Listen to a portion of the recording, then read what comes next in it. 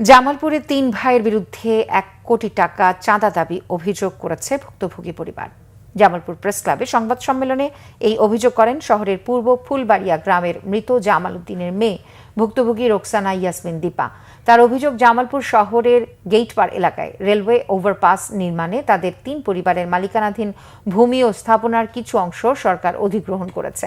ক্ষতিপূরণ বাবদ অধিগ্রহণ শাখা ২ কোটি ৬২ লাখ টাকা দেয়ার চিঠিও দিয়েছে। ওই ভূমির মালিকানা না থাকলেও ক্ষতিপূরণের টাকা থেকে ১ কোটি টাকা দাবি করেছে আনোয়ার হোসেন এবং তার ২ ভাই সাজু ও রাজু।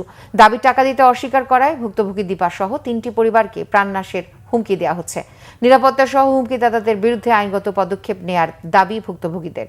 এদিকে অধিগ্রহণ করা জমি তাদের পৈতৃক সম্পত্তির দাবি করে অভিযোগ সঠিক নয় বলে দাবি আনোয়ার হোসেনের।